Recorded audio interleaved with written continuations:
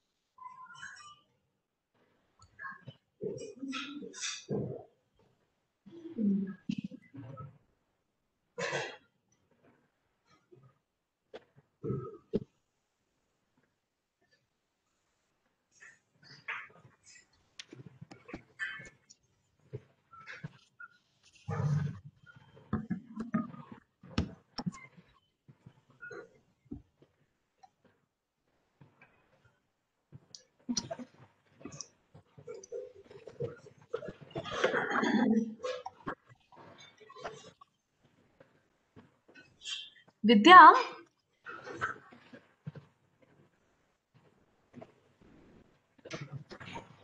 Yes, Rini? Vidya, will they be getting some certificates and all for this session? Certificates? No, I don't think there's Okay. any. So, would be is there a way that we can track the attendance, like those students who are attending, so that we can Yes, mark them?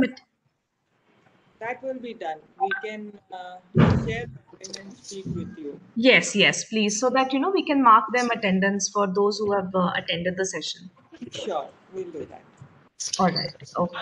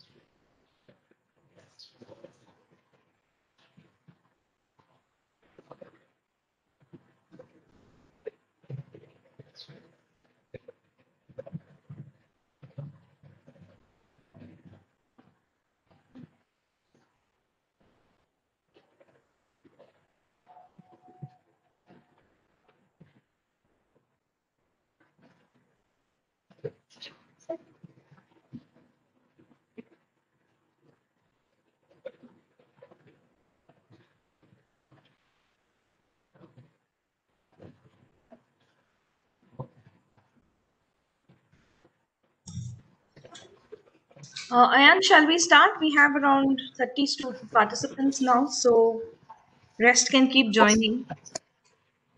All right, sure, no Is that problem. all right? We can go ahead. We can. So I hope everybody can hear me clearly. Yeah. Just a moment. I will just do a short introduction for you. Perfect. To my video.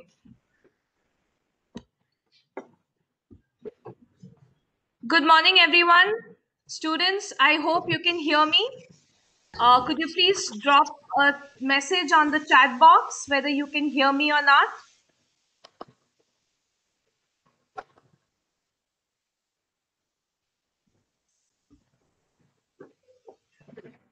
Okay, great. Thank you very much, Gautam, Abhishek, Vignesh. Thank you so much for your responses.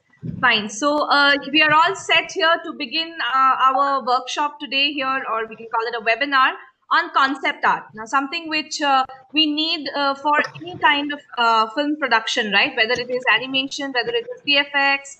The first and foremost thing that you need to do for your concept is to create the look and feel, the visualization of your concepts, right?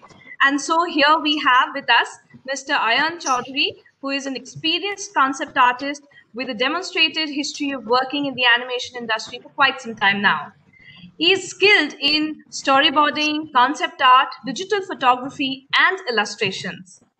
Ayan has a very strong professional inclination towards arts and design and has graduated from DSK Supercom International Campus at Pune. He's also worked as a concept artist at Eccentric Studios, at Zenga Games, and Redefine. And currently, he is a freelance concept artist at Redefine. So we welcome you, Ayan. Thank you very much for being here with us and taking out your time from your most busy schedule for our students here. Thank you so much, Remy. Hello, everyone. Good morning to you.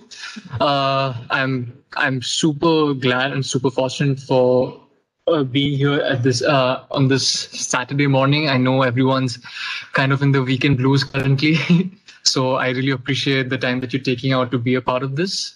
I hope that the things that I'll be discussing today with my presentation would probably help and motivate a lot of you.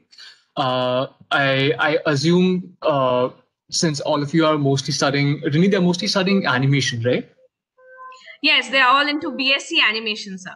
Okay, perfect. So I will cater the presentation not just to animation but also to gaming as well as live action film production, because by now I have experience in these three areas of the entertainment industry, so we can have a more expanded conversation.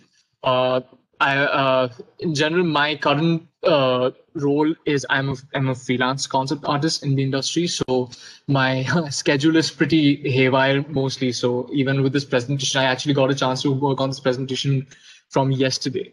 So I'm still quite sleep deprived. So in case I fumble or anything, if I'm going too fast, just let me know. I'll slow down. If you guys have any questions, share it with Rini or just let us know and we can answer it, and I'll try to be as transparent as I can.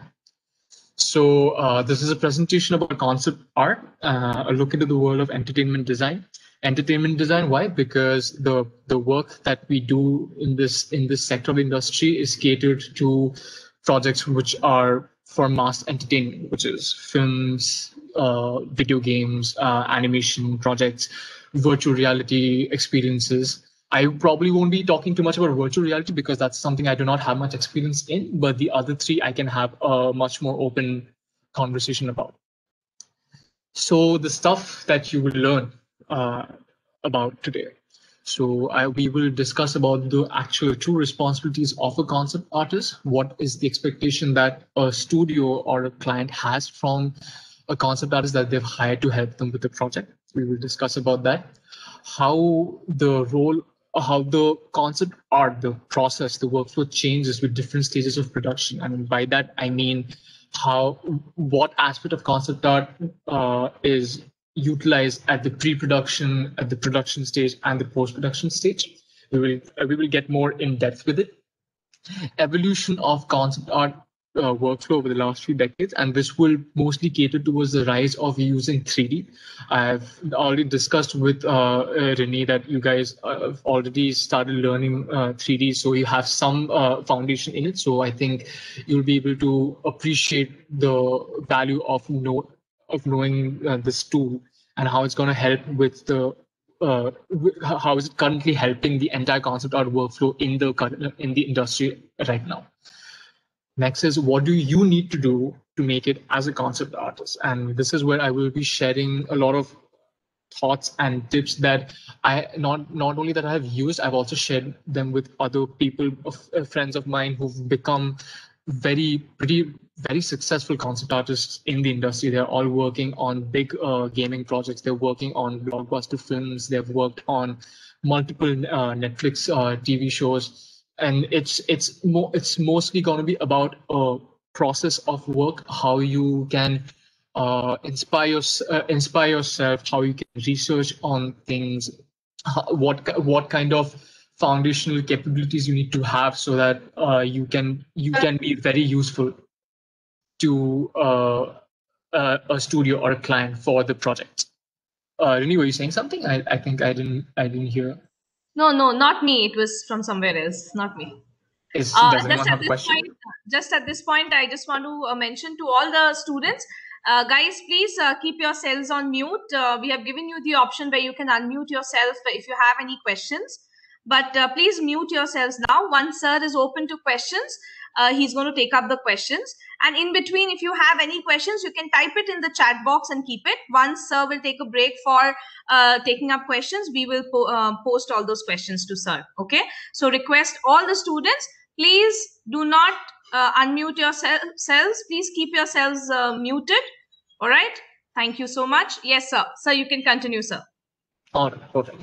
So yes, as I said, we'll be discussing those things. And the one final question is it worth all the hard work? Because I think the one thing that all of us creatives agree on is that creating art is, even though it's so much fun, it's very difficult. It takes up a lot of our time. It takes up a lot of our energy.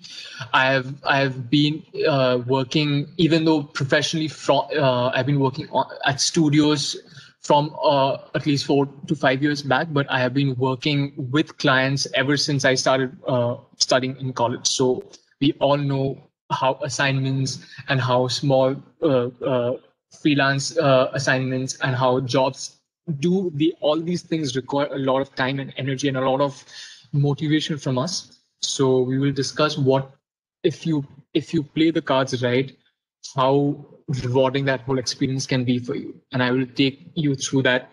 This aspect would be a bit of a personal journey for me. So I'll share that with you guys so that I hope that it inspires you guys to motivate yourself and push yourself even further. So a little bit about me. I've been working as a professional concept artist since 2016. Before that, I used to work for smaller clients, but in general, I started my bigger studio projects from 2016. I initially started with Eccentric Studios, where I helped them develop a lot of intellectual properties within the studio, as well as work for clients as Nickelodeon and Studio Gaumont for a lot of the animation projects over there. I was one of the few. I mean, I think when I joined, I was the only concept artist, but before that, they had more people, and all of them are doing incredible work at this point. And I don't know how many of you know these people, but artists like you can probably take notes of these names and you can go and like research them, because they are working like wonders in the animation industry.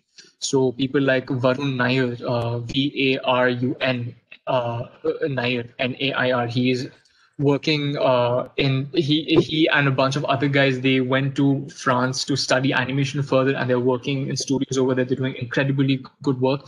They were all a part of Eccentrics at one point, and we had an incredible time working together. So at Eccentrics, I initially joined as a junior artist, and I spent extended few months working as a contractor over there, helping them with the projects.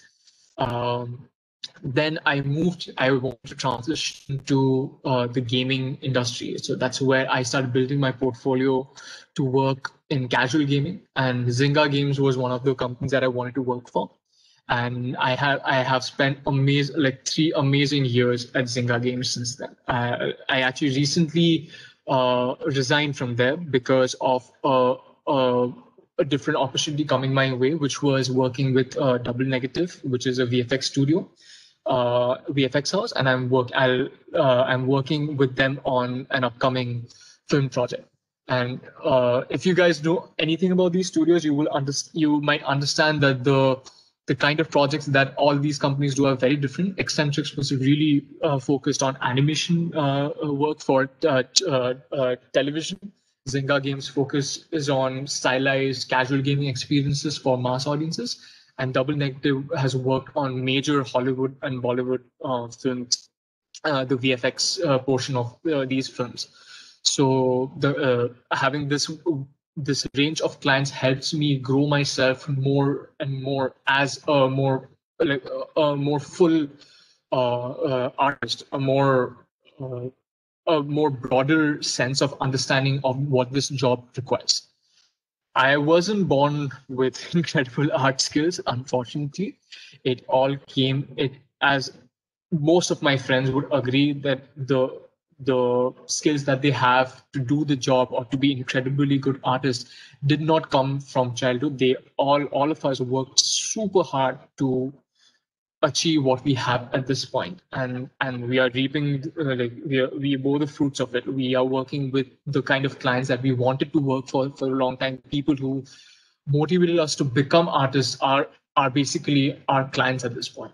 And I'll tell you about this more at the end of the presentation.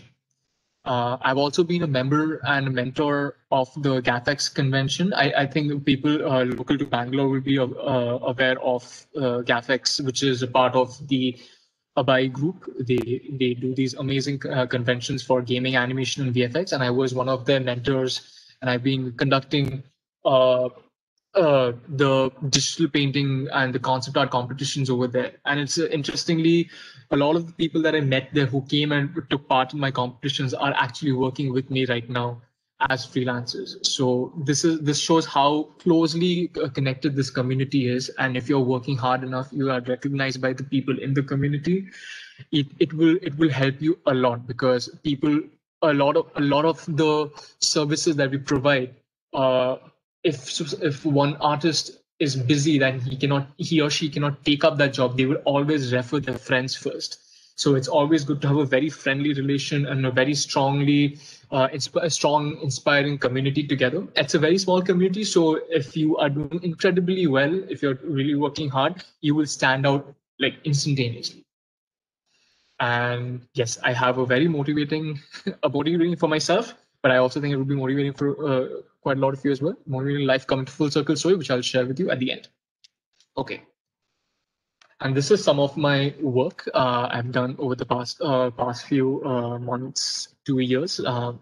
My interests fall in the area of naturalistic and realistic concept art and illustration. I want to have a career in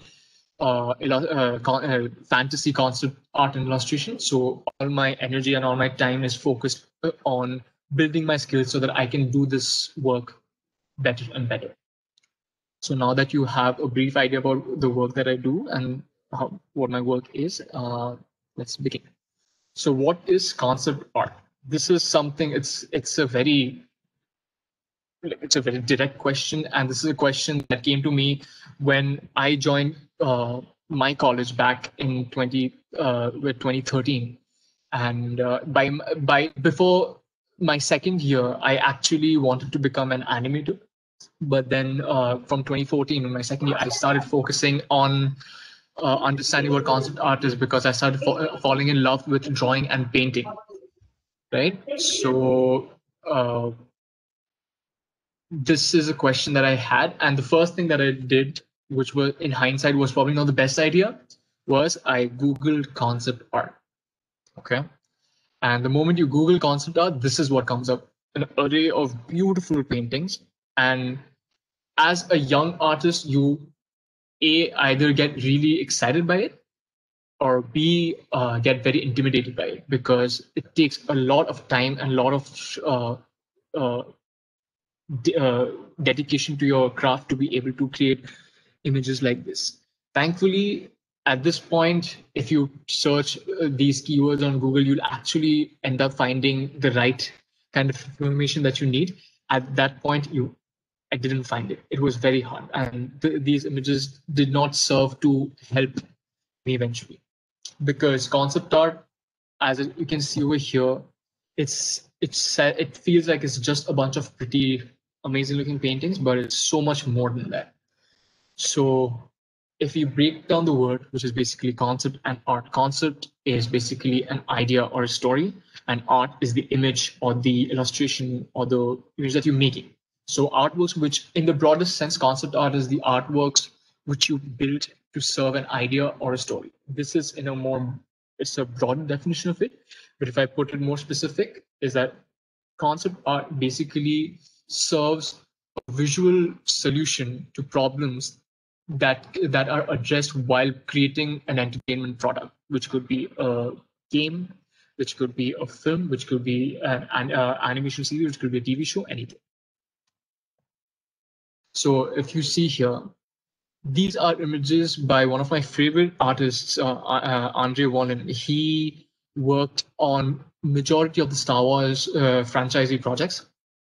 And if you look at these images, and if you've seen these films, you might be able to recollect a lot of these moments from the film. And his job essentially was to help the director visualize these moments. And the director would be like, okay, I like what you're doing here. We will try to shoot the live action footage based on what you're doing here. So this essentially are beautiful paintings. But the way this serves the concept art purpose for the director, this as well serves the concept art purpose in the same way. Now, the difference is the refinement level of this, all right?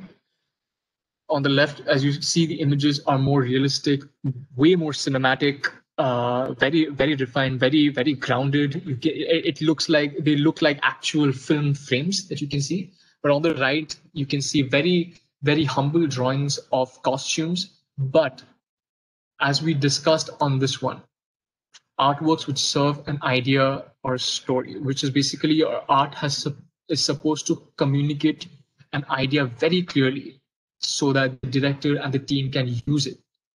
Both these artists, one of them who worked on the left, one of them who worked on it recently, and the other artist who designed these costumes, they worked on these back in 1970s and the initial stages of developing the concept for Star Wars.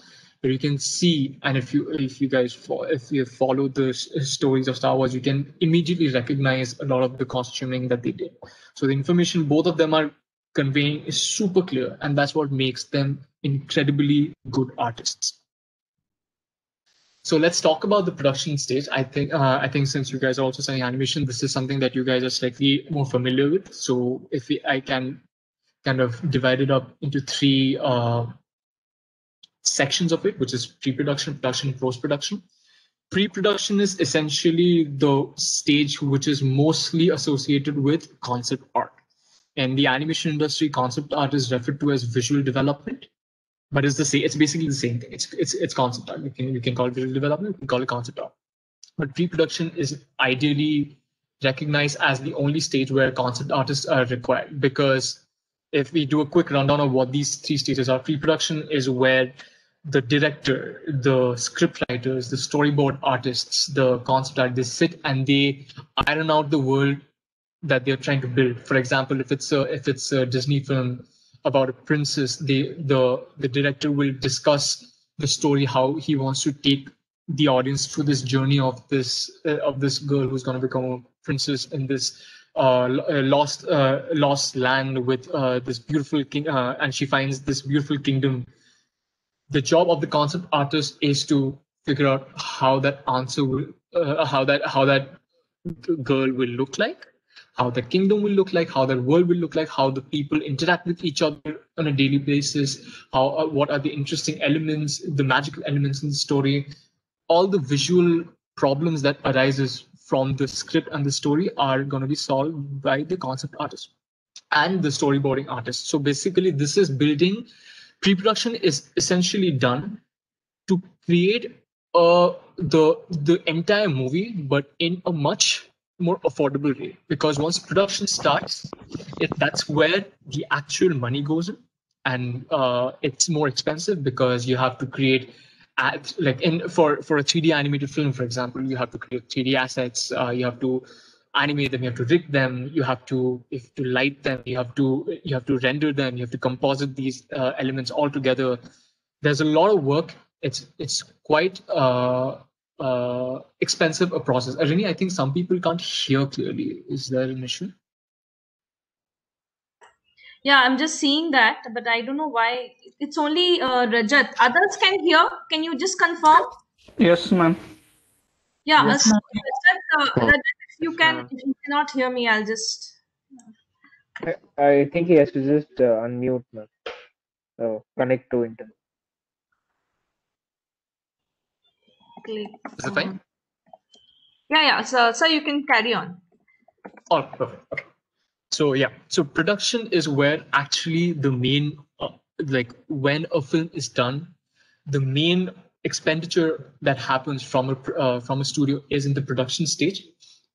So the pre-production the pre-production stage of a film is required to create basically an affordable, a cheap version of that movie, so that once they have the entire film storyboarded with different characters and everything done together, they know how this project will look.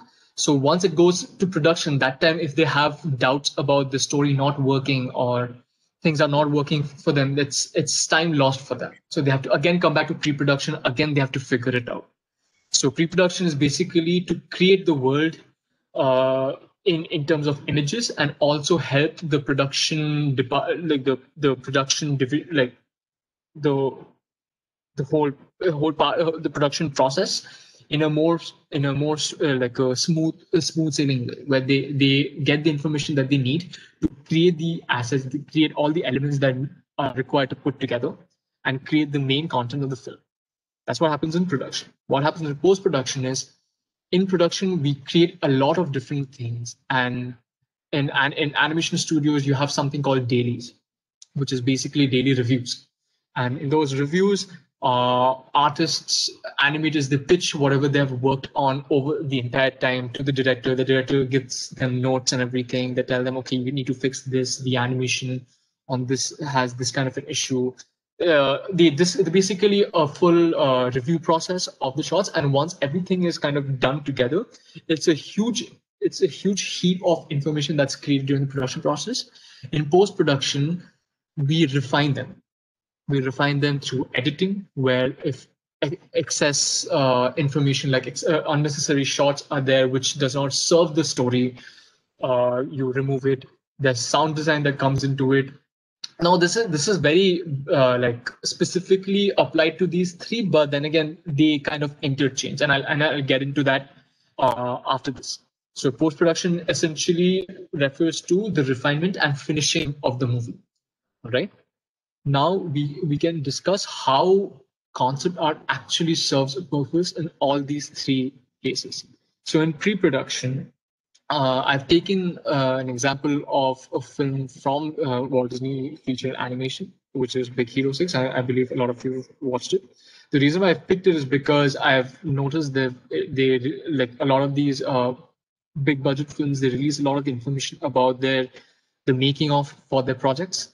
And some of the best resources are their art of books. And I would suggest all of you to buy, if you're into animation art, buy the art of books for Big Hero 6. Like all the animated films, like most of them have their art of books now. It's basically books filled with pre-production art, character designs, environment designs. Is someone trying to ask a question?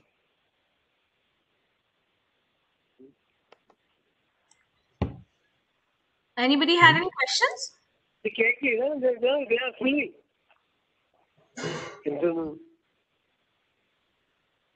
Who's that? Guys, please unmute. Who's this caller in? Hello. Hello. Yes, who's this?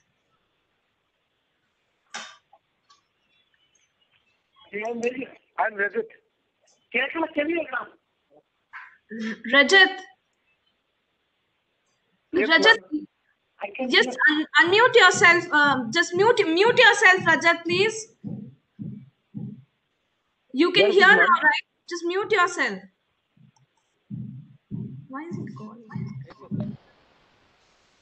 Is there any issue? Oh yeah, actually Rajat is trying to connect, but Okay. he's not able to hear. So Oh, I see. yeah, he's stopped, I think.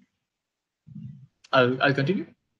Yeah. Sorry, Ayan. Please. No worries. It's all good. I do this the whole meeting thing every 2 days, so I'm completely aware of this issue. It's completely fine. He's just facing, so I'm just trying to help him out. No worries. Just take it.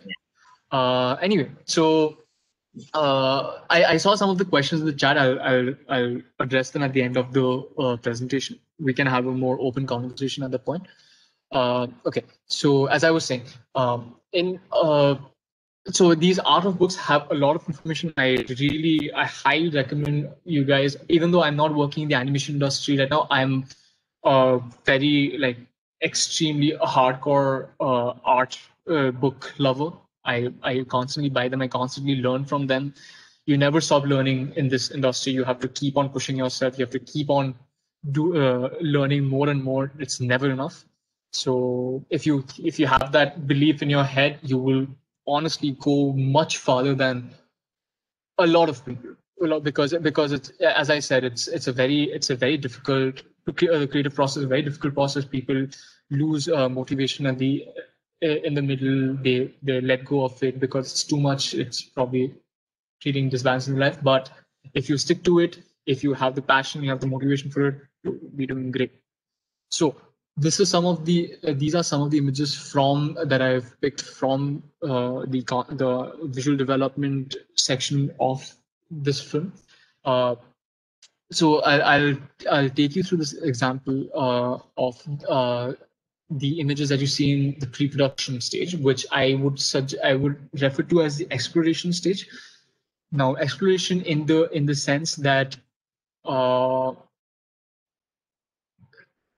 a lot of these images are actually to help the director and the producers understand what world are they building.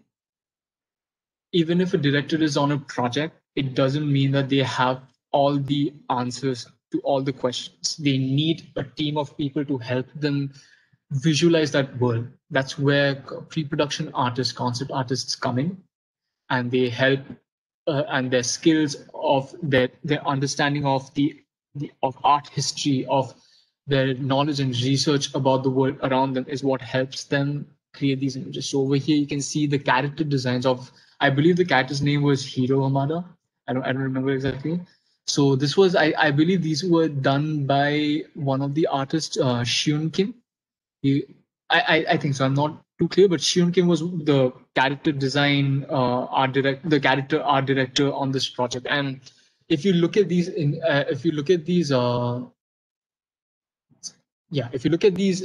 drawings, these sketches that he has, there's so much personality to them. They're not just rough sketches. They are basically telling you what that kid would be like. You can see he's a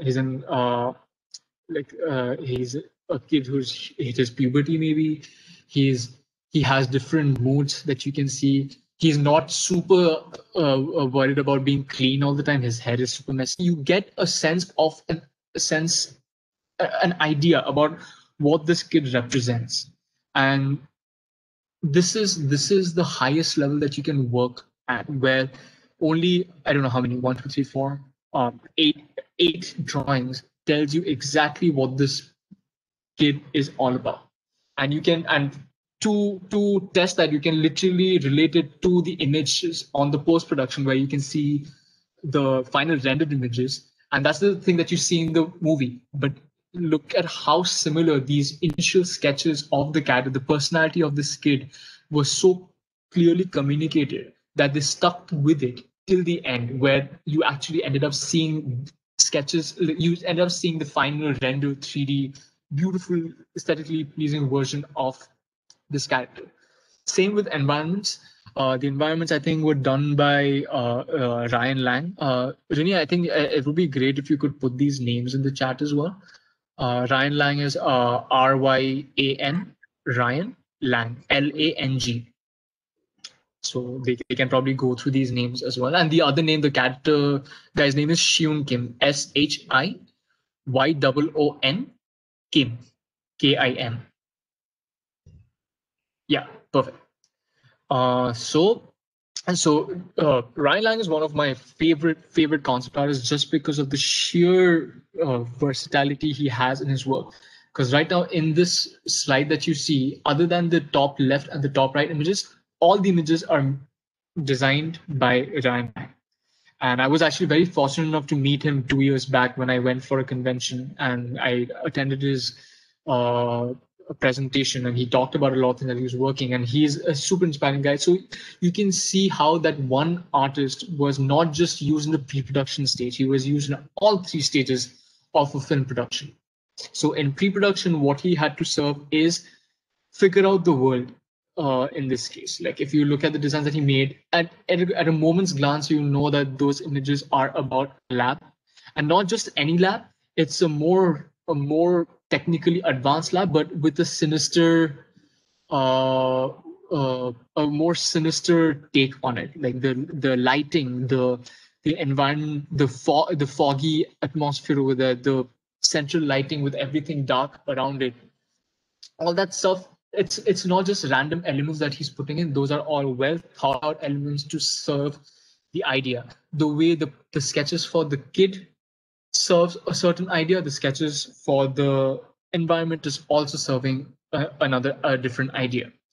So from pre-production, that's where you visualize and you develop that world in terms of images, and you put them together and you discuss with directors and you see how this project can come to fruition. In production, what kind of work is a concept artist doing? Now, a lot of times, while in production, there might be changes to certain designs and everything. So that's when probably, for example, over here, maybe while the model was being created in 3D, they realized they don't really like the hair that this kid has.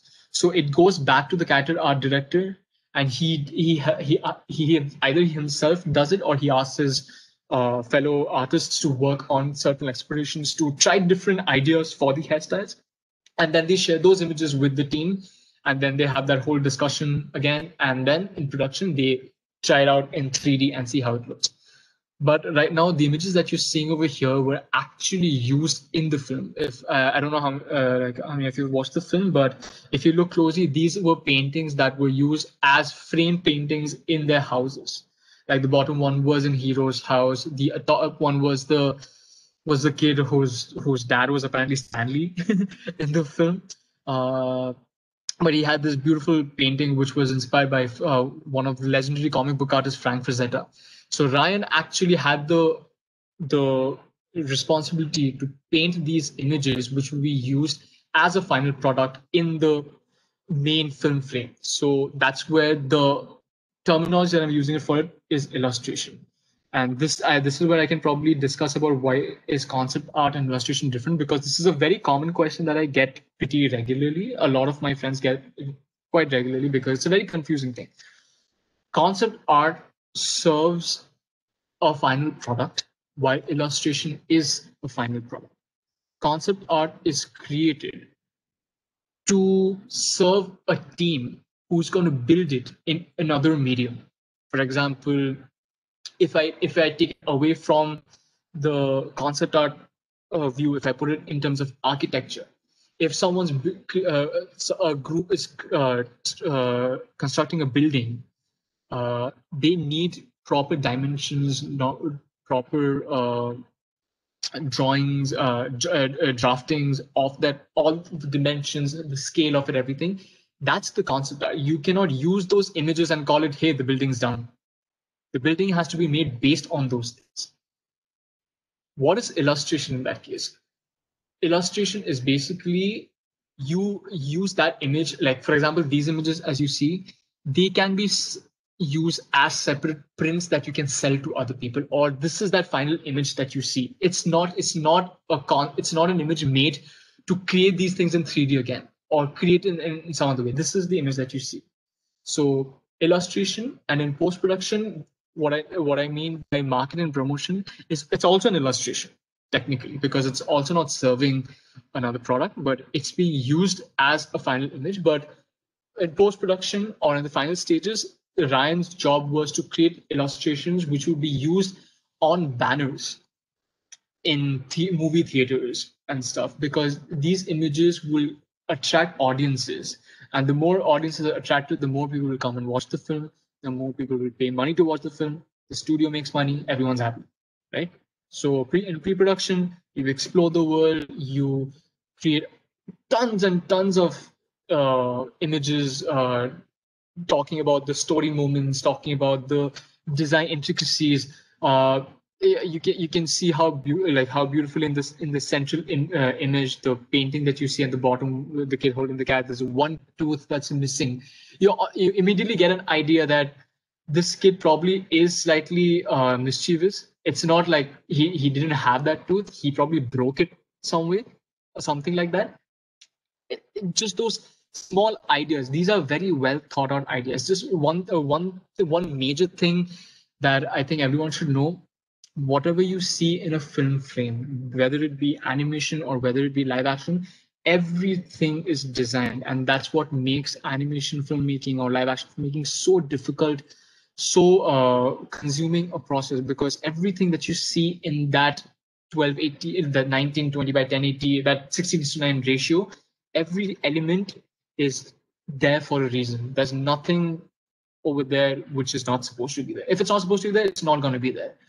And a mark of a good director, a good team, is that when you see those elements have a say in the story. And that's kind of, it's not, I won't call that it's easier in animation, but it's more controllable in animation filmmaking, because you have to basically, if some random element is there in the scene, someone has to make that element, right? It's not there for free. In live action, if I'm shooting a scene with a guy sitting in a library and there are a bunch of books kept over there, and I'll be like, okay, remove these books, keep those other books. That's a decision I can make, where a team can get rid of some of these books.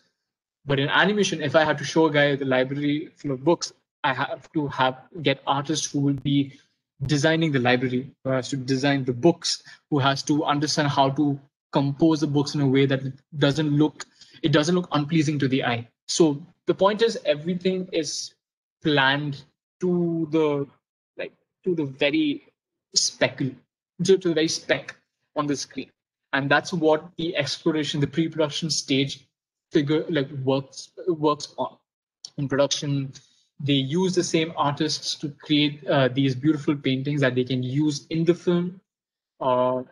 In post-production, you can use them as marketing material, promotional material that goes out into the world, and people see, they get excited about the project, and they come and they invest in it. I hope that people are they're not getting confused by this. So if you have any questions, please be completely open about your questions. I'll be as transparent as I possibly can. So this is okay. So this is something. This is something that I wanted to talk about.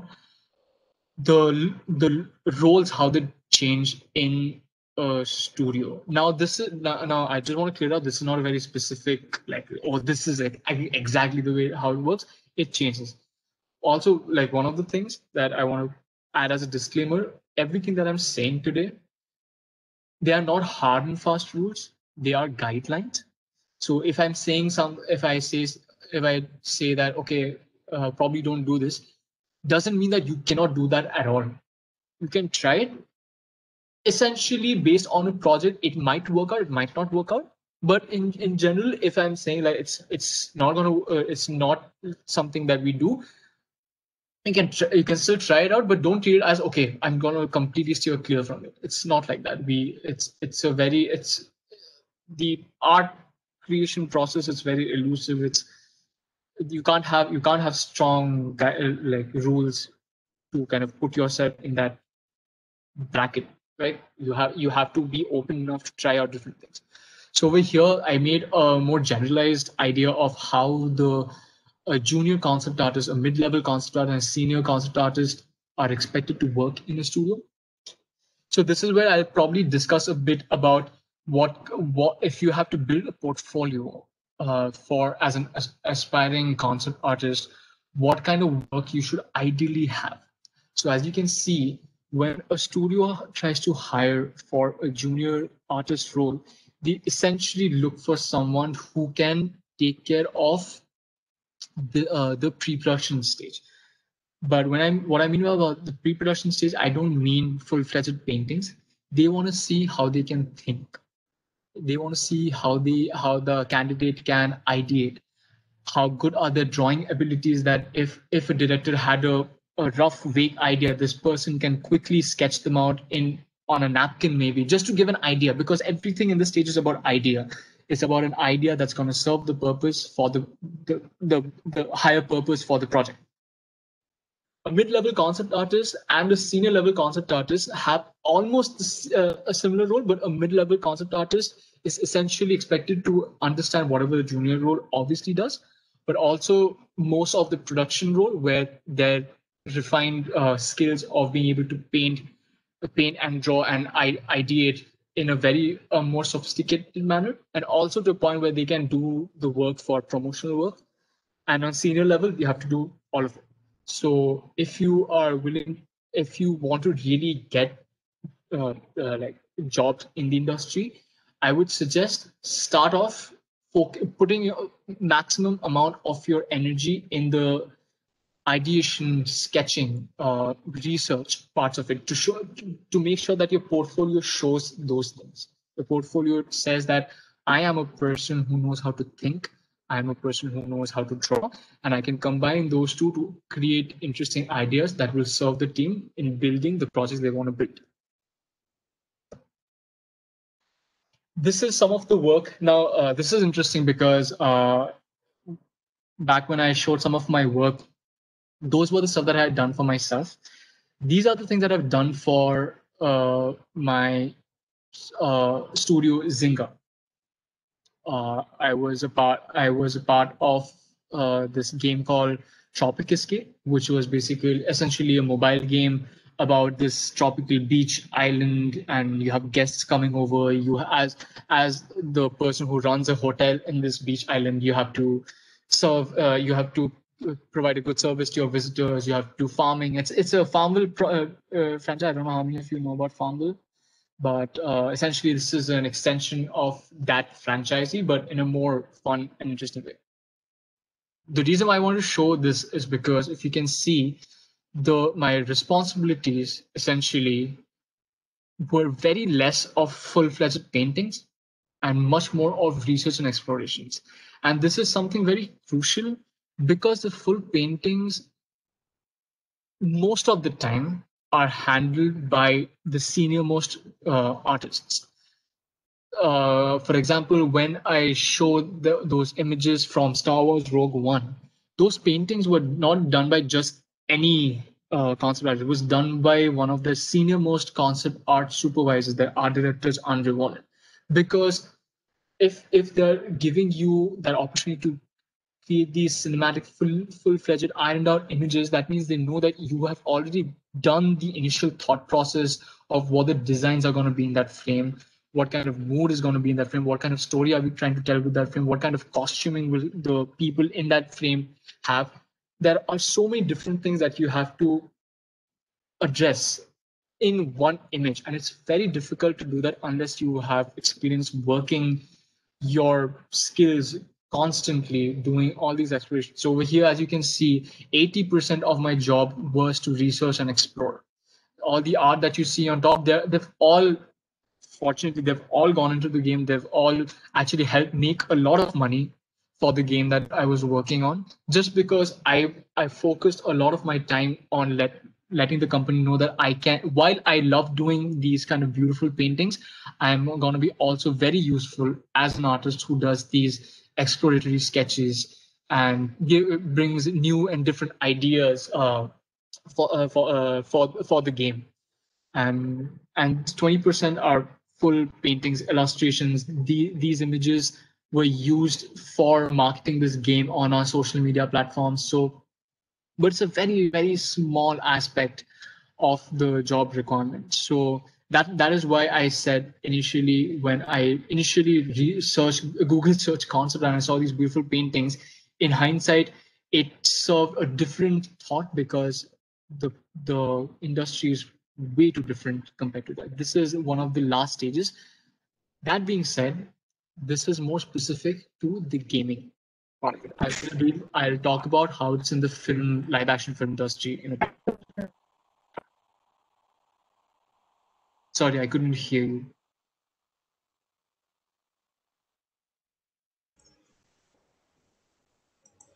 Renee, is there an issue? Yeah, I think Rajat is again trying to connect. Rajat?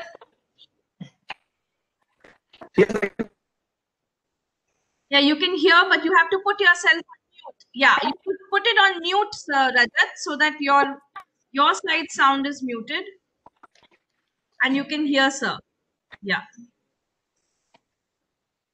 As of now, like whatever I've discussed, can people probably give a thumbs up if the information is slightly clear to them? Because if not, we can. I mean, we'll anyway refer to all the questions that you have. I will be more than happy to. Guys, could you please respond to sir? Yeah. Awesome. Perfect. All right. So we'll go to the next one. Do I also have Bhavna there? Yes, ma'am. I'm here. Yes, ma'am. Cool. Okay. I hope this is quite pertaining to your Bhavna and Ankita and Rajni. Yes, absolutely, cool. ma'am. Also, I'll do one thing. At the end of the presentation, I leave my social media information. I get a lot of questions from a lot of people through my Instagram handles, and if some of the students want to reach out to me, I'll be more than happy to help them. Sure. I do it constantly. I love communicating with younger artists. It gives me that motivation to work harder, because I know some of these people will probably outperform me at some point. So I also want to know how well they're doing, and if they're doing super good, I'll be able to recommend them at some point. So let's keep in touch. Let's grow this community. Sure. Yes, and that is the reason I called out to some of my students whom I know are really interested in this concept art, and they really do some very good work. So that's great. I'm sure if at any point of time we have time later on, probably they can share the works with you, or they can have their questions up right now after the session. Okay, perfect. We'll do that. Yes, you can continue. Okay, so now I'll go to a bit briefly about concept art in films. Okay, now this is where a lot of the things that I said about full-fledged paintings don't help kind of gets contradicted in the live action film genre, and I'll tell you the reason why. Directors, when they're working on these projects, they want their concept artists to understand how realistically they can show an image. Okay, not even just realistically, but in a grounded way. Okay, so I took some examples from the film, one of my favorite films actually, War of the Planet of the Apes. If you can see the images on the top, which were painted up by a legendary artist, Vance Kovacs. The spelling of the name is Vance, Vance, and surname is Kovacs, Kovacs. All these guys are on ArtStation. You can look them up. They are incredible veterans of the industry. They have been working for the past 25 to 26 years. They know so much. Every image that they make, they look like masterpieces.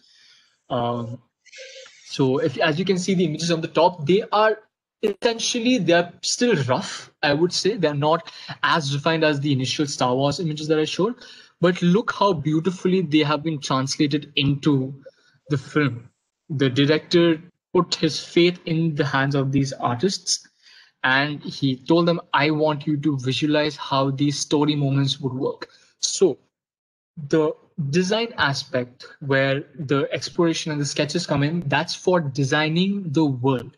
The full-fledged paintings serve the cinematic storytelling. So basically, these paintings are basically done to tell the overarching story moments of the film.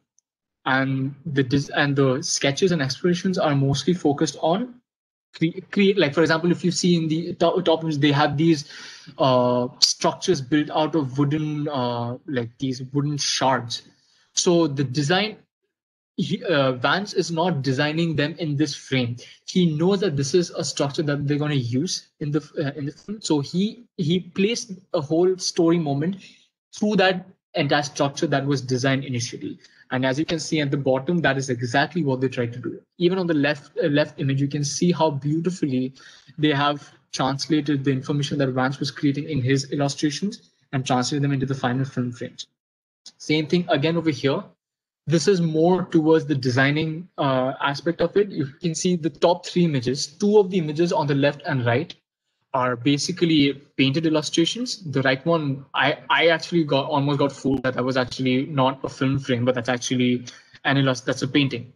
So this image, and the middle one is actually, if you look closely, that's a handmade model, actually, a smaller scale model that they created to have a sense of how the structure can be visualized in 3D. All this information, the story moments, the lighting information, the structure in 3D relates to the image that you see at the bottom, which is the final film frame, where you can see all those elements coming together and creates that exact story moment that you're trying to create. Okay, just give me a small 10 seconds break. I'll just drink some water. My throat is getting a little dry.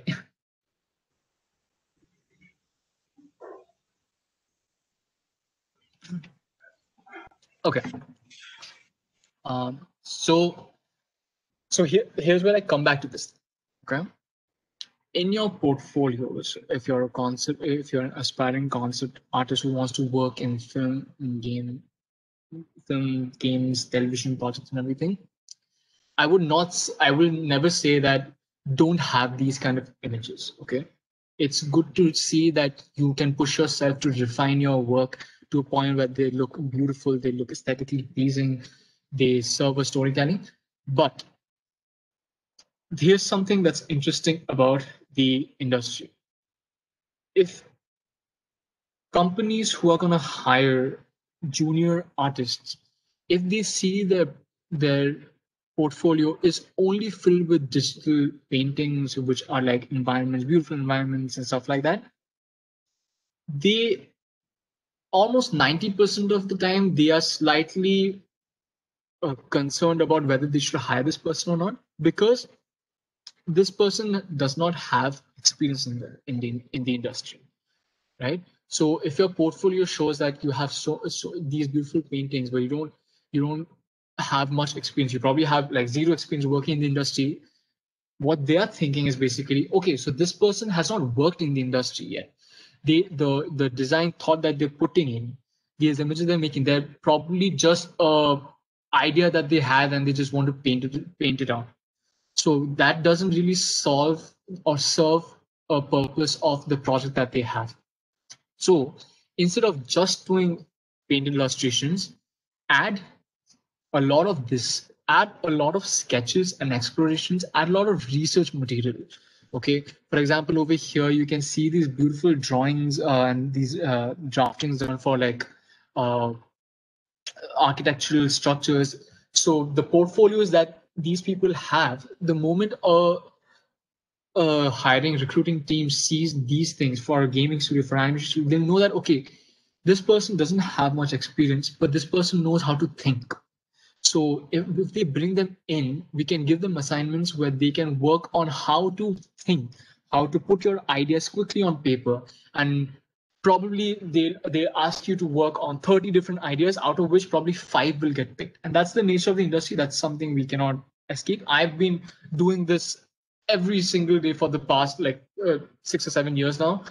the job hasn't changed for me. It doesn't get easier. It gets even more difficult, but it gets more and more enjoyable.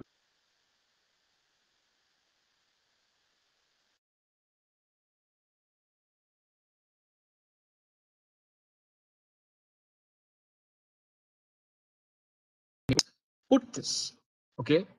Give some images that allows them to know that even if you like, it's always better to have like, instead of having, okay, this person can only do this, where he or she paints out these digital really beautiful images, or this person can only think. What if you have this thing, and then they also know that if this person's given that task, they'll be able to render some of these forms out in this fashion, right? In like, instantly you become much more desirable to a studio, to a hiring team, compared to someone who's putting only either of these two. All right. So even if you put images like this, I'll show you some examples of the images that I've created. So this image that I've painted was an illustration, but in my portfolio, whenever I presented with the sketches, so that initially when I had made these, I did not want recruiters to think that this was just an idea from the top of my head that I just painted it out. This image took so much time and so much effort. I wanted to ground this image in a feudal Kerala aesthetic, where the martial art forms of Kalaripettu and this beautiful dance form from Tayam as being used together to create this kind of war aesthetic in the middle of a dense Kerala forest. And that was the idea behind it, but I had to explore that idea a lot more. Now I have met so many recruitment teams by this time. I've gone outside India. I've been to Europe and attended conventions. I've spoken to recruiters from Walt Disney Animation. I've spoken to people from DreamWorks Animation. I've spoken to people from major studios. And the one thing that they keep on saying, that junior, young, aspiring artists don't show us enough of the stuff on the right. They want to see how you think. They want to see how you can process an information that's given to you. They will eventually give you the stuff that you see on the left hand side. You will get it anyway, and even if you don't, you can always work on it. Like I said, it's an added skill. You're not losing anything. You're gaining more credibility by being able to do both these things. But as an artist who's trying to start out in the industry, put a major amount of your efforts in the sketch, the exploration stage, the references, the research, because that's the information that will allow the recruiters to know that this person can think, and they need an artist who can think. I'll be very clear about that. They don't want someone who can just do like a job from A to B. They don't want that. They want assets in their team. This is very specific to concept. I mean, because concept art, as a concept artist, your job is to think for the director or the art director or the supervisor. Their job is to assign you this task, and your job is to think.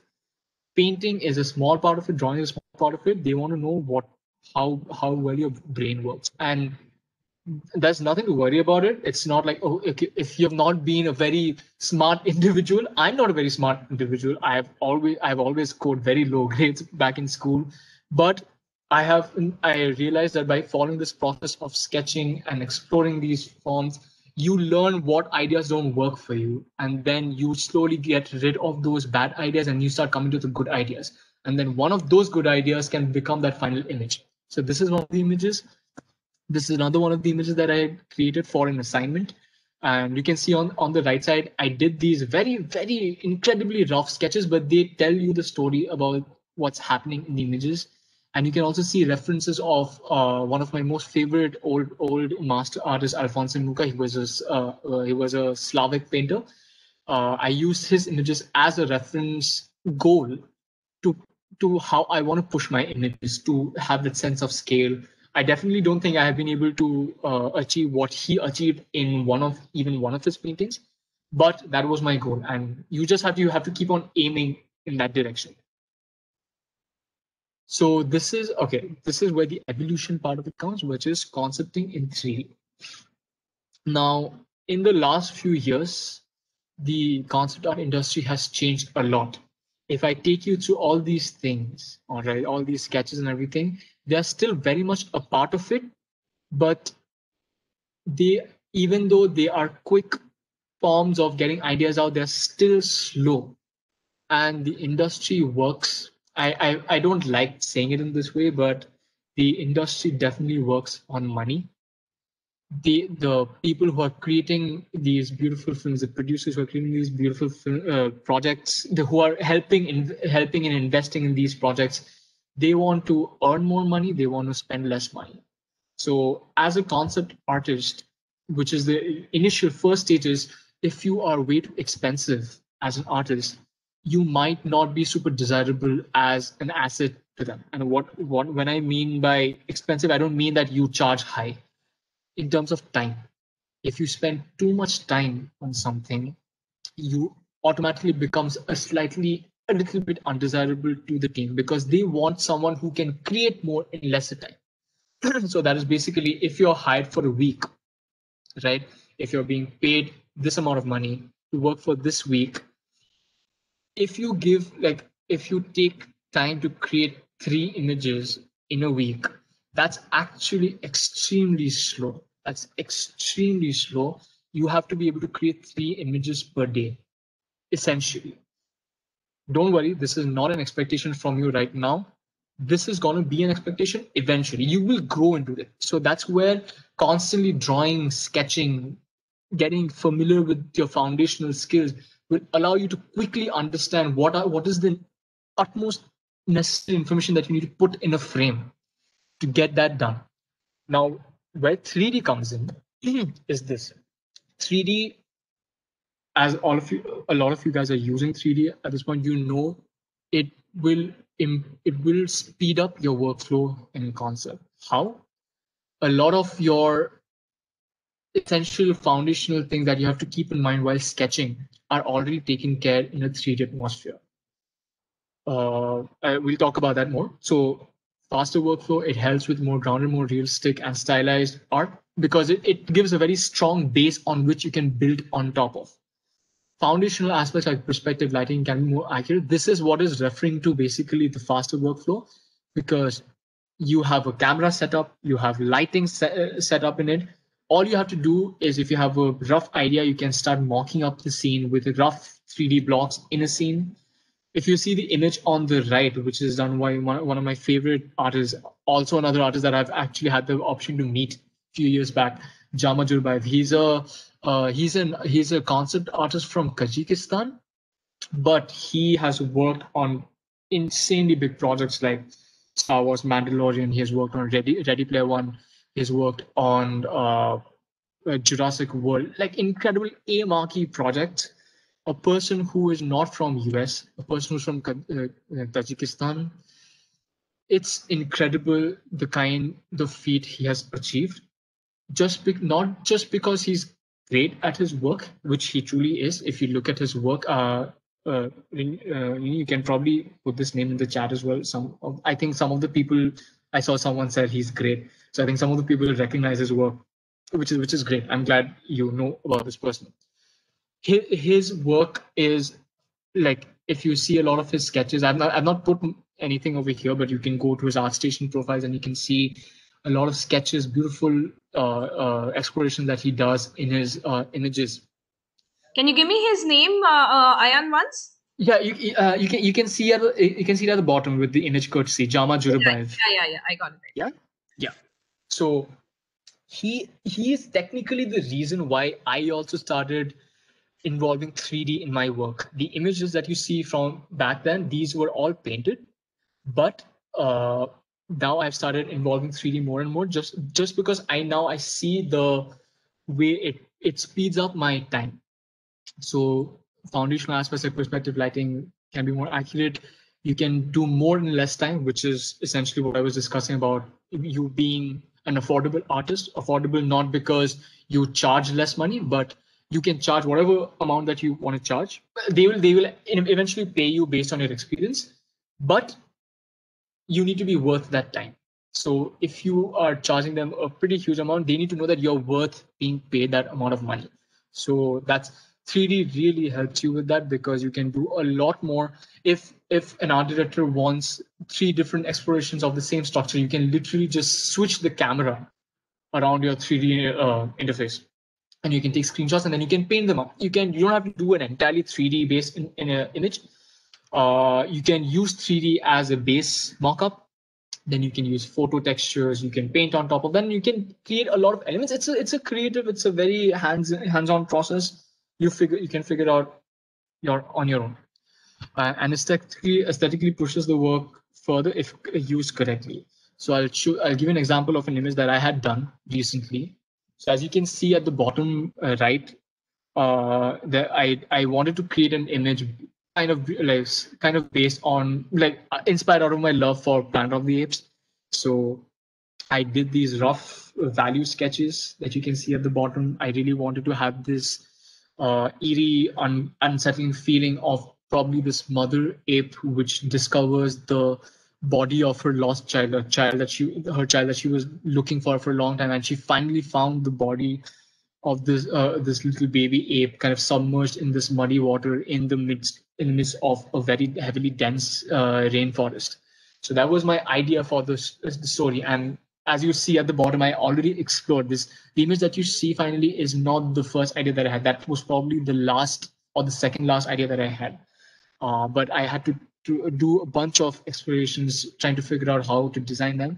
Once I had a brief idea, I immediately used that image, put that in my 3D software. I use Blender because I think Blender is great and it's free. I think everyone should give it a shot at learning it. And it's because it's very friendly for concept artists. It's a very creative software and it's a very open source software. So a lot of things that you might struggle with using other industry standard softwares like Maya and all, Blender actually serves a lot of these purposes because it's completely publicly funded, publicly sourced, and a lot of big companies are now really putting their money into investing in the Blender development fund, which is helping develop that tool more and more. And the best part is it's free. You can download it today. You can start using it in every way that you want. So I use Blender for this, and as you can see at the bottom, I just used these elements that you see. I have not modeled them. I don't know how to 3D model. I use mega scans. Mega scans are basically photogrammetry scans. Basically, if instead of modeling a tree bark, someone clicks several photos of a tree bark from several different angles, and they compute all those images together in a computer system, and those images are stitched together to create this one mesh, which looks like the 3D structure. So an organization called Quixel, Quixel, they have this entire incredible source of library source. Okay, sure. What's the time? Okay, fine. I'll be quick. So basically, go to Quixel, look for the mega scans and everything, and I basically use these elements all together and created that image that you see on the top. It's basically I used photographs of apes, kind of photo batch them together, change the colors for it, kind of use actual film references to set the mood for it, and that's the final painting. So you see, this image was much quicker compared to the other images. The other images probably took me several months to do. This took me a week, essentially. And immediately I became a much better concept artist because I'm quicker and being able to sell the idea much faster. Tips for concept artists. Focus on fundamentals primarily, like your capability to understand anatomy, form, light, perspective. It will help you become much quicker. You can ideate quicker. You can draw very quickly, and you can do a lot of things if your fundamentals are strong. If your fundamentals are weak, you will really struggle and you will get frustrated by it because you won't be able to draw something that you can visualize in your head, but you'll not be putting on paper. Focusing on fundamentals primarily will allow you to do that in no time. Spend a lot of time and energy on researching and explorations. You need to research a lot about a project that you're doing. As you saw in these images, I had to research about the thematic elements that I had used. For this one, I had to take painting references and inspirations. So research is extremely important. Keep a sketchbook on you at all times. This is for all the concept, like everyone. I mean, I will not single out concept artists, but concept artists, like primarily you should have sketchbooks with you. You have to constantly keep on drawing. You have to keep your hand warm. It's like a gym, you know. If you don't work out all the time, your muscles atrophy. You become weak. That the same way, if you don't draw regularly, you don't draw every day, your muscles become weak. And I struggle with that all the time because at times I lose track of drawing on a sketchbook, and then I'm not able to draw it very well after a point. Use social media to connect with communities across the globe. Facebook, Instagram, Discord servers have a lot of artists who are part of this community. A lot of people who are willing to help us out to build that. To reach out to them, reach out to me. We'll help. We all help each other out. This is a beautiful community to be a part of, and no one's gonna bully you. No one's gonna think less of you because everyone knows this process of becoming an artist is super hectic. It's very scary. It triggers some of our innermost insecurities as a human being because we think like, oh, if I'm not able to draw very well, I'm not a good artist, and it creates a lot of issues within us. But that's not true. We are all here to support each other. Attend online and in-person events. This is again connected to the networking aspect of it. Connect with people, artists outside the thing. The small story that I want to share with you as reference to how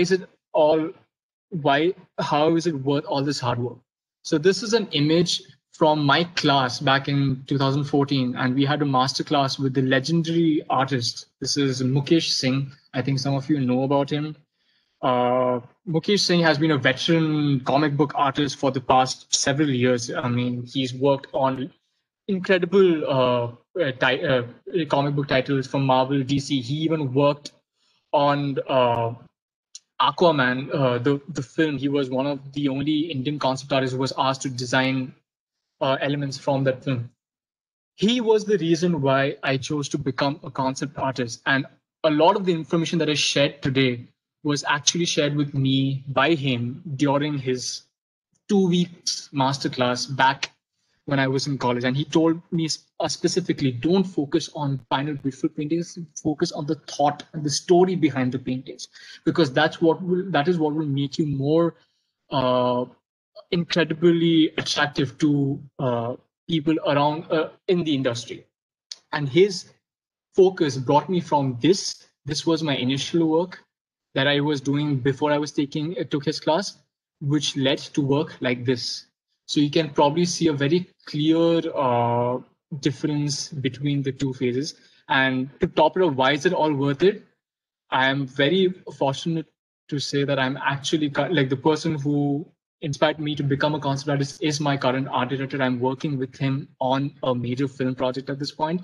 So thank you so much, everyone, for your time. I hope that this actually motivates you to understand this is a very difficult job, but it's extremely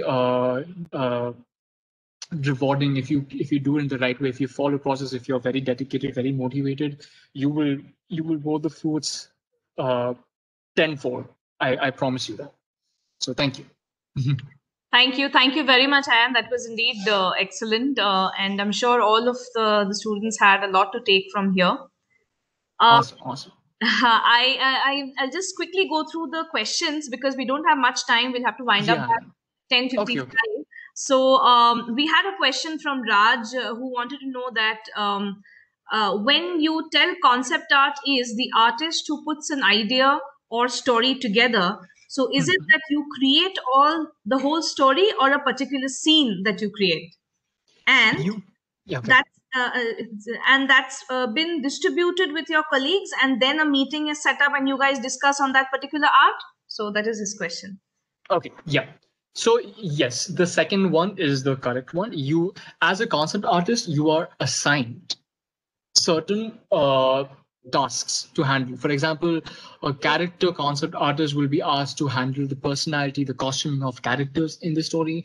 The environment concept artist will be asked to understand the architecture, the world building of the story. A lot of keyframe illustrators, basically the beautiful paintings that you see, a lot of illustrators who are keyframe illustration masters, they're asked to figure out the storytelling, the mood of the frame. So not one person's doing like one person is not in charge of handling the entire thing. they're assigned something, and it's a very collaborative process. It's not just one person doing the whole thing. The filmmaking process it's a very beautiful process, very collaborative. Everyone's working together, and even if I'm doing something, I'll share my ideas with the director, with the other artists, with the producers. Everyone has a take on it. They'll tell me what works and what doesn't work. I go back, fix on that, come back. So we are doing parts of it together, and we kind of bring them together and create something together. Okay, so it's again Raj is again have another question wherein he wants to know that is there a scope that by doing further degree on concept art, like are there any courses which offer a postgraduate, like how he knows a postgraduate course on UI UX? So is there anything for concept art, or like is it or one or more? Is it better if one has a website like a blog, or a PDF is enough? Okay, I'll refer to the degree thing first. Essentially, in the industry, as far as I have seen, the degree thing comes in only if you have to move out of the country. And that means a degree is essentially required for a visa situation. So if you have a degree, I know there's this saying around the industry that, oh, don't go to college and don't get the education. Like, I mean, don't go to a college, don't rely upon a college to get the education. You can learn on your own, which is true. You can learn on your own, but a college does also bring a lot of levels of network for you. I mean, I honestly did not complete my time at DSK. I moved out of it just essentially because they didn't cater to concept art enough. That was my main reason. There was no other reason. The college was amazing, but if you are willing to move out of the country, if you want to work in other countries, like right now, it's always better to have a degree done, but that degree will only work if your portfolio is actually good. If you have the highest level of degree but your portfolio doesn't serve, it's not good enough for the companies, they will never consider you, because the visa thing comes down to the government. People choosing you is based on your portfolio, how good you are as an artist. So it's a like a here and there answer. I mean, I don't have a degree, but I'm being able to work with the biggest artists that I can possibly work, because the world is connected now. Artists are all working together, collaborating together. It's possible to do it from here. But yeah, so that's the answer. What was the second question that you asked? Could you repeat once again? He said that that was the first part, and the other one is that does he have to create a website or a blog, or is a PDF enough in terms of showcasing his concept art? It's always better to, and you have really good websites now. Like Behance was already good, but also ArtStation is a very good link. When we share references across the industry, we share portfolio links, we share Behance links, at times we even share Instagram links. Like it's not the ideal thing. Like don't put your main portfolio on Instagram or social media. Put it in ArtStation. ArtStation is a very good thing. PDF, I would suggest PDF only makes sense if you are actually applying for a company and they want to see the kind of work that you've done for another company, but you can't put that out because there are non-disclosure agreements working.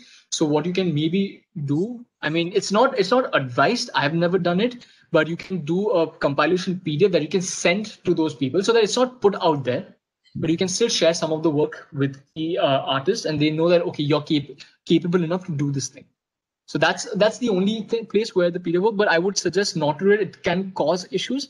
It's better if you create a good enough, strong portfolio and upload it like online. It's very easy to share links online rather than opening portfolios. People don't go through portfolios exactly. It's always easier to have a good look through websites, portfolio websites.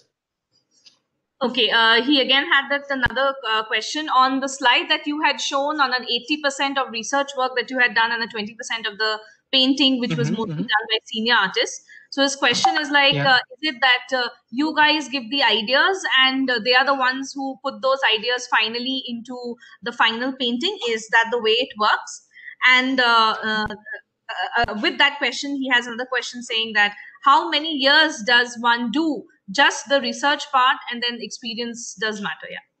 How many years does the research part have to be done?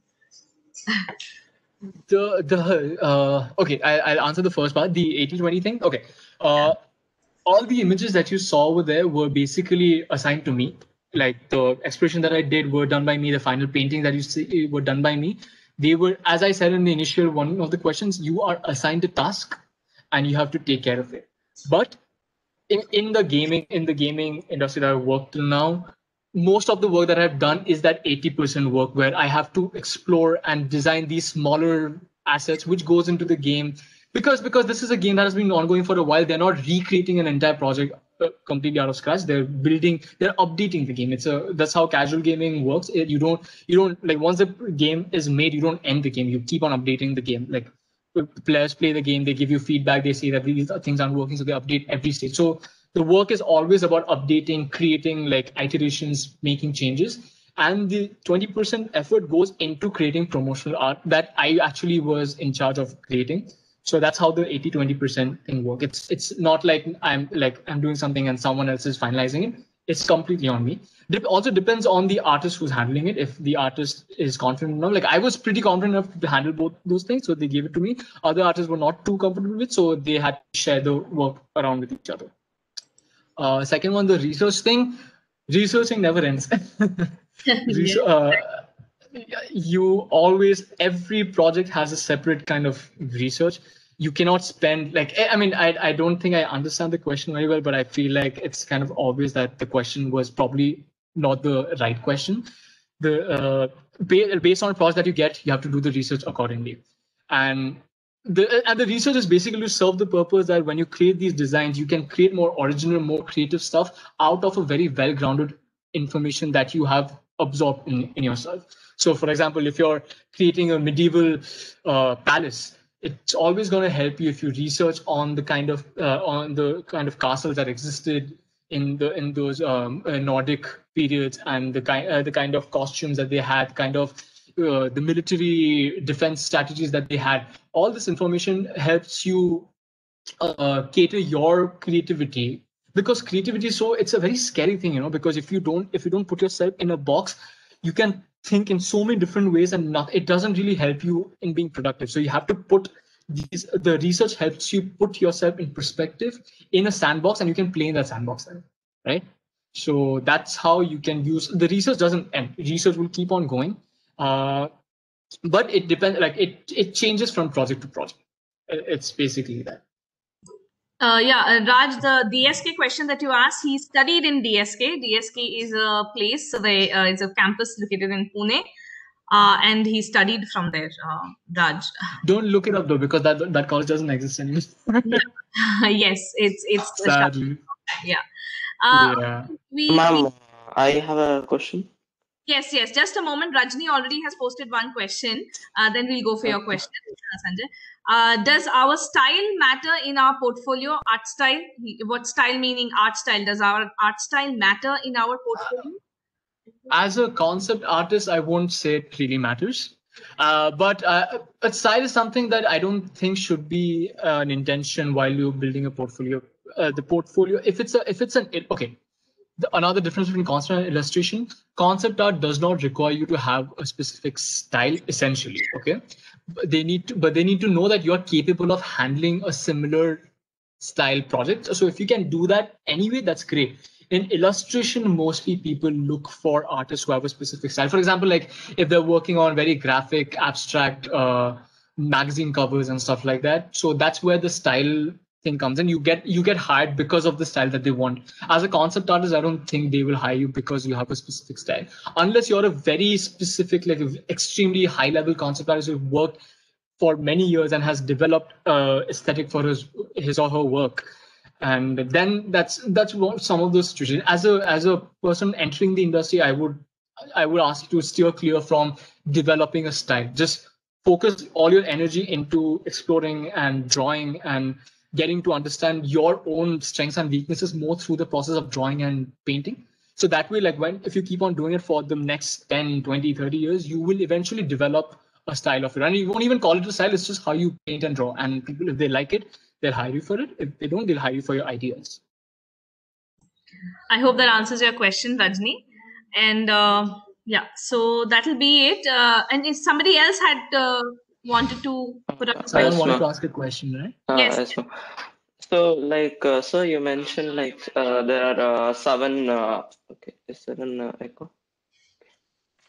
You can speak. Yeah, I had like a feedback loop. That's why I stopped I talking. see. So, okay. There are like 7 fundamentals. I was like wondering how like you balance time when you were practicing all the 7 fundamentals. Interesting. Okay. So that's where you have to be a bit more, you have to know how much time every day that you can spend on focusing on teaching. With anatomy and figure drawing, I made sure for the past 1.5 years, every single day I woke up in the morning at 4:30 or something. And I woke up and I constantly did figure drawing till 6 o'clock in the morning. And that essentially that small 4:30 to 6 is not a long period of time in early in the morning because everyone's asleep. You have nowhere to go. You can sit and focus on that time and focus on that time to essentially work on this fundamental skill. And over a period of time, it builds up, right? Because before that, I was not able to draw figures the way I could. Now, as you saw some of the work, I think I have a bit more grasp on anatomy and figure drawing just because I follow these small schedules every single day. So you obviously can't do all of them together. You have to assign days for it. Like, for example, if the one thing that you want to get very good at is perspective, prioritize your learning time to perspective more than the other things, and then see how you can relate. For example, if you want to do figure drawing and anatomy, how you can relate perspective and anatomy, because perspective and anatomy go extremely hand in hand. If you are not good in perspective, you don't understand perspective, your anatomy will not work out very well because it's all about how your hands, legs, your torso twists in 3D space, right? So you have to see how you prioritize the one thing that you want to work on and then branch out the other things, how you can focus on those. For me, figure drawing was the main thing that I wanted to get good at, and that allowed me to understand perspective better. So I use figure drawing and anatomy to allow me to understand perspective better, how to create stable, balanced structures better, because a human body, when we stand, when we sit, when we are in a jumping pose, we are always in a balanced, semi-balanced or unbalanced position. You can use those aspects while doing architectural work as well, how you can balance the structures. So they're all interchangeable. You don't have to do like study all of them all together. Prioritize what you want to focus on. And once you have some strength, and then you can probably move to something else and you can come back to it. You will never stop focusing on fundamentals. It's just something you have to keep on doing. Like, I know artists who are at the age of 70 or 80 years old now, they wake up in the morning and they do figure drawing. It's like a sickness to them. I mean, it's a great sickness that they have, but it's a part of them. And it's like they don't think that, okay, I'll practice fundamentals for these many years, then I don't do it. You have to practice fundamentals constantly just to be able to communicate visually your ideas and drawings in the best way possible. And one more thing, like when I looked into like how these people practice, Asma, sorry. Gautam. Yeah, this is my last question, ma'am. Yeah, we are actually running out of time. So what we'll do is, Ayan, if you could just share your email ID or social ID. So that I'll just put it in the chat only over here. Yes. Okay. We can. So what we can do is, anyone who has any questions can go ahead and ask those questions. Okay. To him, because we're running out of time. There's another webinar which is scheduled. So yes, he has already given the Gmail ID to you guys. Sorry, wait, I'll resend. I think I sent the wrong one. All right. Gmail.com. My Instagram is IanDC_art. You can follow my work over there. I give a lot of. Sorry. Yeah, I'll call once. Yeah, hello. Yes, Ayan, please go ahead. I'm so sorry. No, it's okay. It's okay. I have I've sent the Gmail link and I've sent my Instagram link. So if you guys want to hit me up over there, you're very welcome to do so. Yeah. Okay, guys. The first one is the wrong ID, right, Ayan? I corrected. It's IanDC 2809. It's like my birthday 2809. So that's the one. Fine. So I think he has given you this, guys. I'm very sorry. We'll have to cut the session short now. And those who have any issues, you can just, or any questions, just post to him, and he's definitely going to revert Yeah, back. I'll take I might not be able to get back to it very soon, but I'll make sure that I answer all of your questions. Sure. Thank you so much, Ayan, for your Thank you, Rini. all Thank you so much. Thank Thank you guys for being a part of this. I'm so glad that you guys were a part of this. I know that Saturday, everyone wants that weekend off, but I'm super glad that you were a part of this. I hope that you had something special to take away from this, and can't wait to see what you guys create. Hopefully, we'll work together at some point. Thank you, sir. Thank you, sir. Awesome. Thank you, sir. Thank you so much, guys. Thank you so Bye-bye. much. Thank Vidya, you. we are done, Vidya. You can end the session, Vidya. Sure. Thank you, Rini. Thank you. Ayan. Bye. Thank you so much.